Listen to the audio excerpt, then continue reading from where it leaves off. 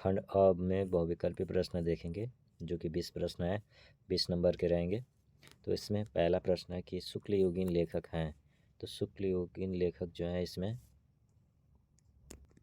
माखनलाल चतुर्वेदी। दूसरा प्रश्न है कि गुनाहों का देवता रचना किस विद्या की है। तो ये उपन्यास है। तीसरा प्रश्न है कि किशोरी लाल गोस्वामी की रचना है। किशोरी लाल गोस्वामी की रचना है इंदुमती। फिर अगला प्रश्न है कि ध्रुव स्वामिनी के लेखक हैं। तो ये है जयशंकर प्रसाद। संस्कृति और सभ्यता निबंध के निबंधकार हैं। तो ये श्याम सुंदर दास। भाव विलास के रचयिता हैं देव। ये इम्पोर्टेंट क्वेश्चन है। फिर नेक्स्ट इसमें हो जाएगा कि रीति मुक्त काव्यधारा की रचना है। तो बिहारी सतसई। दूसरा सप्तक का प्रकाशन वर्ष है। तो 1951। प्रगतिवाद युग के कवि हैं। तो इसका उत्तर हो जाएगा शिव मंगल सिंह सुमन। फिर नेक्स्ट इसमें है कि महादेवी वर्मा की रचना है। महादेवी वर्मा की रचना है पथ के साथी। प्रश्न संख्या 11 में है कि बिंद के वासी उदासी तपोव्रतधारी महाबिनु नारी दुखारे पंक्ति में कौन सा रस है। तो इसमें करुण रस है। फिर नेक्स्ट है कि जहाँ उपमेय में उपमान की समानता प्रकट की जाए वहाँ अलंकार होता है। तो ये होता है उपमा अलंकार।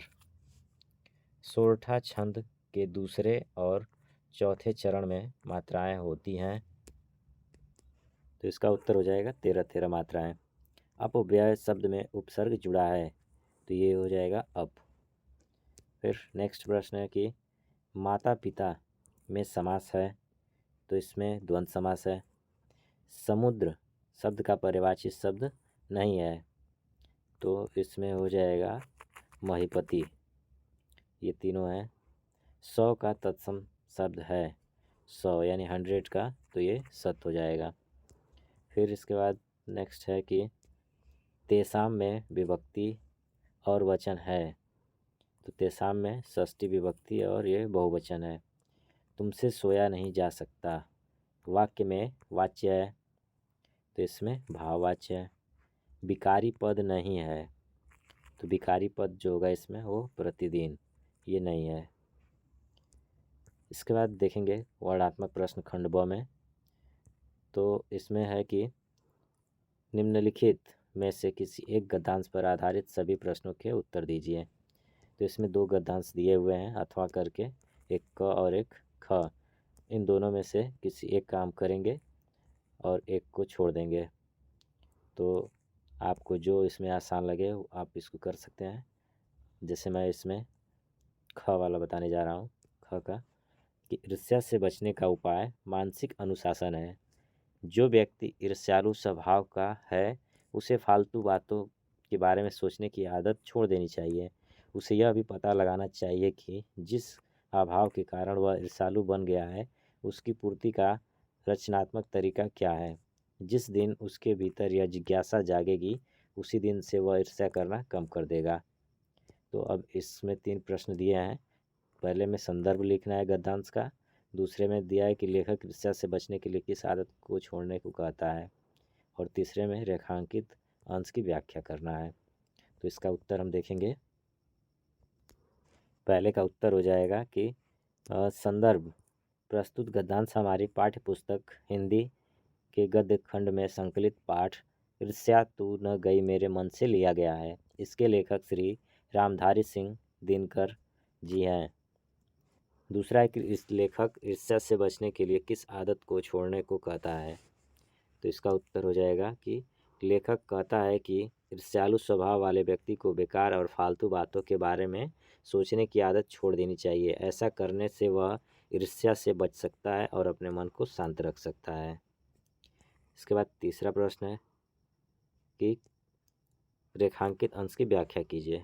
तो रेखांकित अंश में लेखक यह समझा रहे हैं कि ईर्ष्या से बचने के लिए व्यक्ति को यह सोचना चाहिए कि जिस कमी या अभाव के कारण उसके मन में ईर्ष्या उत्पन्न हो रही है उस अभाव को कैसे सकारात्मक और रचनात्मक तरीके से पूरा किया जा सकता है।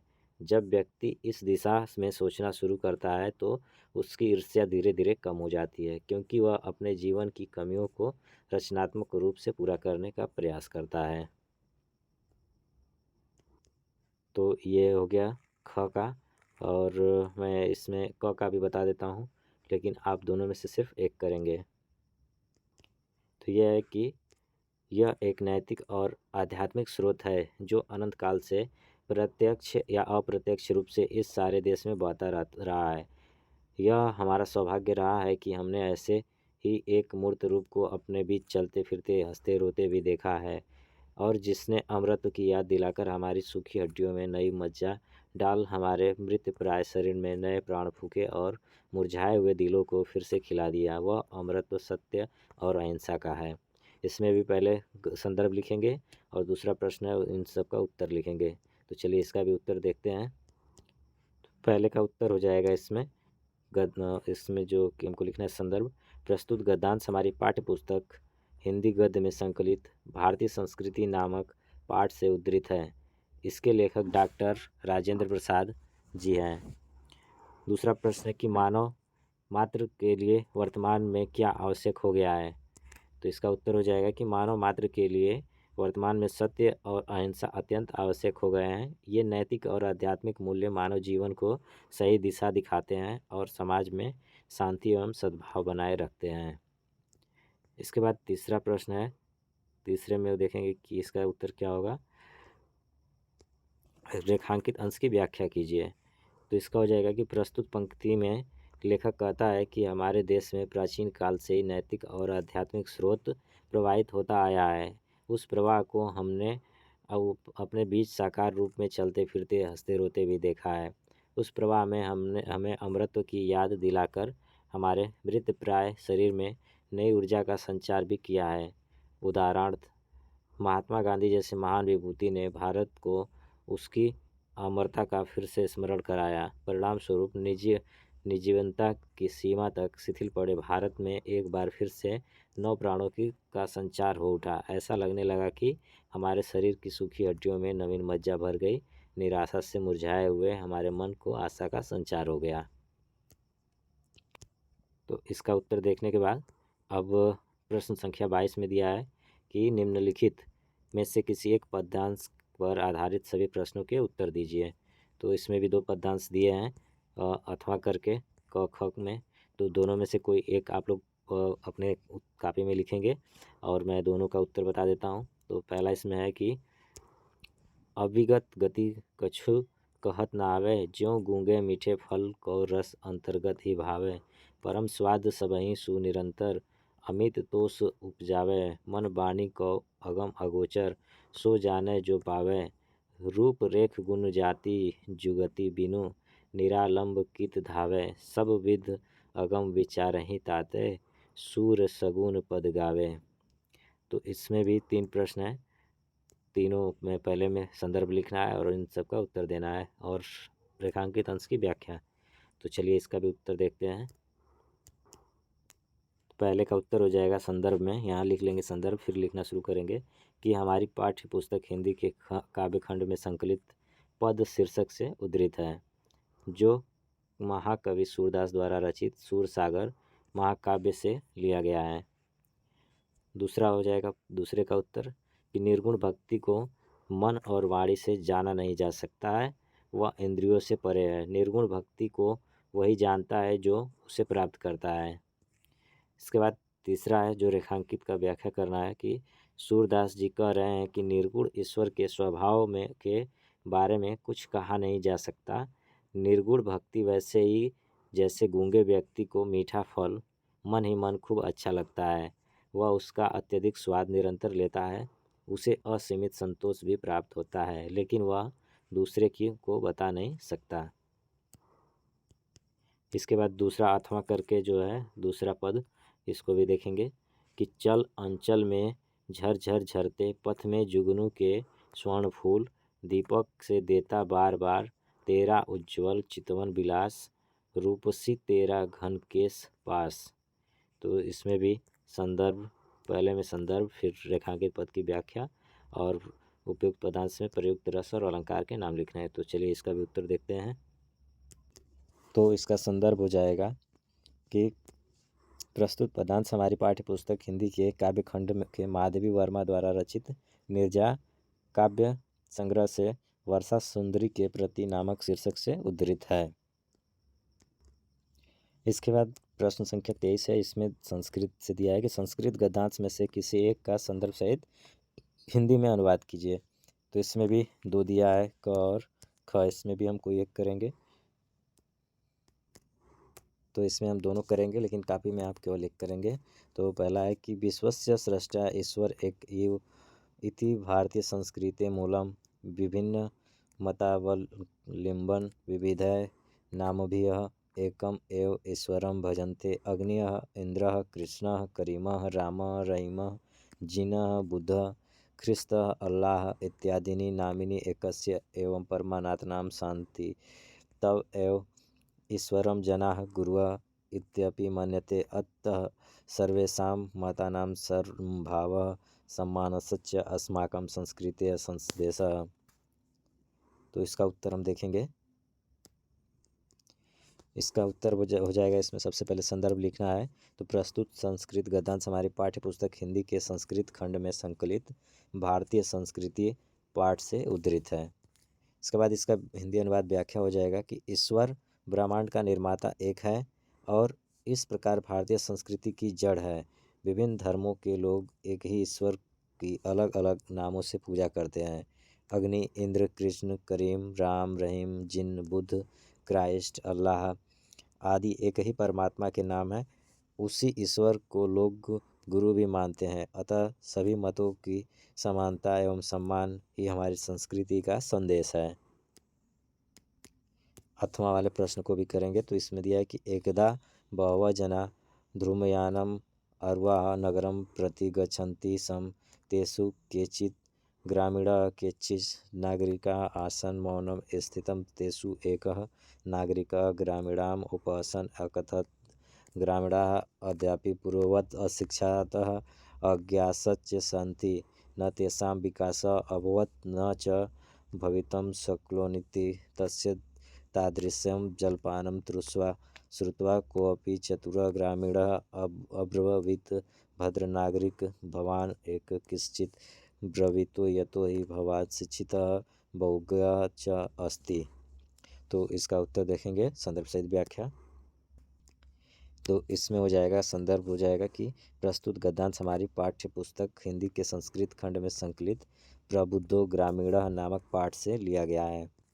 फिर इसका अनुवाद हो जाएगा कि एक बार कई लोग रेलगाड़ी पर सवार होकर नगर की ओर जा रहे थे। उनमें से कुछ ग्रामीण थे और कुछ शहरी लोग। सभी चुपचाप बैठे थे। तभी एक शहरी व्यक्ति ग्रामीणों का उपहास करते हुए बोला, ग्रामीण आज भी पहले की तरह अशिक्षित और अज्ञानी हैं। उनका कोई विकास नहीं हुआ है और नहीं हो सकता है। उसकी इस प्रकार की बातें सुनकर एक बुद्धिमान ग्रामीण ने कहा, भद्र शहरी महोदय, आप ही कुछ बताइए क्योंकि आप शिक्षित और ज्ञानी हैं। इसके बाद देखेंगे प्रश्न संख्या 24 में। इसमें दिया है कि दिए गए श्लोकों में से किसी एक श्लोक का संदर्भ सहित हिंदी में अनुवाद कीजिए। इसमें भी दो दिया है, इसमें से भी कोई एक ही करना है। तो पहला है इसमें कि धान्यानाम उत्तम दाक्ष्यम धनानाम उत्तमम श्रुतम लाभानाम श्रेय अरोम्यम सुखानाम तुष्टिरुत्तमा। तो इसका संदर्भ और व्याख्या देखेंगे। तो पहला हो जाएगा संदर्भ इसमें कि प्रस्तुत संस्कृत श्लोक हमारी पाठ्य पुस्तक हिंदी के संस्कृत खंड में संकलित जीवन सूत्राणी शीर्षक से अवतरित है। इसका हिंदी अनुवाद हो जाएगा कि प्रस्तुत श्लोक में युधिष्ठिर यक्ष के प्रश्नों का उत्तर देते हुए कहते हैं कि अन्नों में उत्तम अन्न चतुरता है, धनों में उत्तम धन शास्त्र है और लाभों में उत्तम लाभ आरोग्य है, सुखों में उत्तम सुख संतोष है। इसके बाद दूसरा देखेंगे कि कोकिल यायब देवसान तावद बिरसान करिल विटपेशु यामुन्मिल दलिमालः कोऽपि रसालः समुल्लसति। तो इसका संदर्भ हो जाएगा कि प्रस्तुत श्लोक हमारी पाठ्य पुस्तक हिंदी के संस्कृत खंड में संकलित अन्योक्ति विलास नामक पाठ से अवतरित है। हिंदी में अनुवाद हो जाएगा कि हे कोयल, जब तक भंवरों से युक्त कोई आम्र वृक्ष विकसित न हो तब तक तुम अपने नीरस दिनों को करील के वृक्षों पर ही बिताओ। अर्थात जब तक अच्छे दिन न आए व्यक्ति को बुरे दिन के किसी प्रकार व्यतीत कर लेने चाहिए।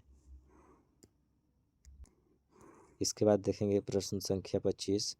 इसमें दिया है कि अपने पठित खंड काव्य के आधार पर प्रश्नों में से किसी एक प्रश्न का उत्तर दीजिए। तो इसमें 2 प्रश्न दिए हैं, तो दोनों में से कोई एक करना है, जिसमें मुक्ति दूत का ये बहुत इंपॉर्टेंट है, महात्मा गांधी का चरित्र चित्रण। ये लगभग हर वीडियो में मिल रहा है, इसलिए इसको छोड़ते हैं, इसको आप अच्छे से देख लीजिएगा, पिछले वीडियो में मिल जाएगा।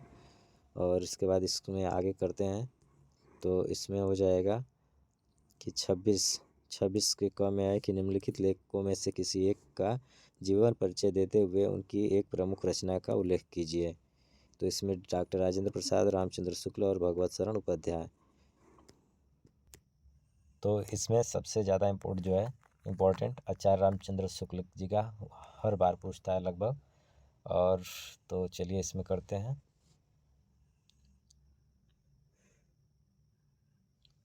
फिर इसके बाद ख में कि निम्नलिखित कवियों में से किसी एक कवि का जीवन परिचय देते हुए उनकी एक प्रमुख रचना का उल्लेख कीजिए।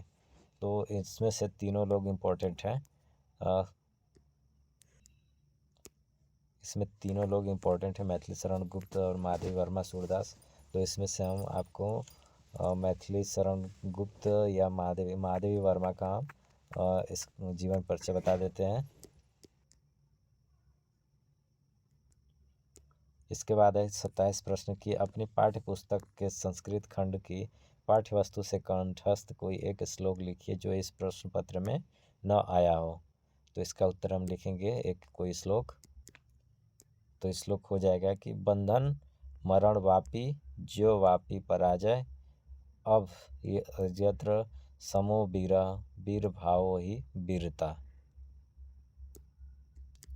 इसके बाद प्रश्न संख्या 28 है, ये लिखना है पत्र या प्रार्थना पत्र लिखना है। तो पहला है छात्रावास की जीवन शैली विषय पर अपने मित्र को पत्र लिखना, या दोनों में से कोई एक करना है। तो विद्यालय में खेल कूद की सामग्री की ओर ध्यान दिलाते हुए प्रधानाचार्य को एक प्रार्थना पत्र लिखिए। तो इसमें हम दूसरा बता देते हैं कि कैसे लिखेंगे। तो देखिए, तो जब प्रार्थना पत्र लिखेंगे तो इसमें हो जाएगा कि सेवा में, फिर कॉमा, फिर प्राचार्य जी, और यहाँ पे किसी जगह का नाम लिख देंगे जो जिला हो। या फिर इसके बाद विषय में लिखेंगे कि खेल कूद सामग्री की समुचित व्यवस्था करने हेतु। इसके बाद फिर विषय लिखने के बाद यहाँ से नीचे से लिखेंगे महोदय के नीचे से फिर नम्र निवेदन है कि हमारे विद्यालय में वैसे तो खेल कूद के कई सामान उपलब्ध हैं, पर क्रिकेट खेल से संबंधित कुछ सामानों की ज़रूरत है। हमारे सभी साथी कई खेलों में अपने विद्यालय का नाम रोशन कर चुके हैं, किंतु क्रिकेट में हमारा विद्यालय कभी भी कोई स्थान अर्जित नहीं कर पाया है। अतः आपसे अनुरोध है कि इस ओर तत्काल ध्यान दें और खेलकूद विभाग को खेलने का पर्याप्त सामान उपलब्ध करवाने की दिशा में उचित कार्य करने के लिए आदेशित करें। हम सभी छात्र आपके आभारी रहेंगे। धन्यवाद। और नीचे आज्ञाकारी शिष्य। तो इस तरह से एक प्रार्थना पत्र लिखेंगे। इसके बाद प्रश्न संख्या 29 में है कि निम्नलिखित में से किन्हीं 2 प्रश्नों के उत्तर संस्कृत में लिखिए। तो इनके उत्तर हम देखेंगे क्या है। तो इसमें पहला प्रश्न है कि श्वेत केतु कः आसीत्। तो इसका उत्तर हो जाएगा कि श्वेत केतु ऋषि आसीत्। दूसरा है कि पुरुराज केन स युद्धम अकरोत्। तो इसका उत्तर लिखेंगे कि पुरुराज अलछेन्द्रेण स युद्धम अकरोत्। इसके बाद चंद्रशेखर स्वनाम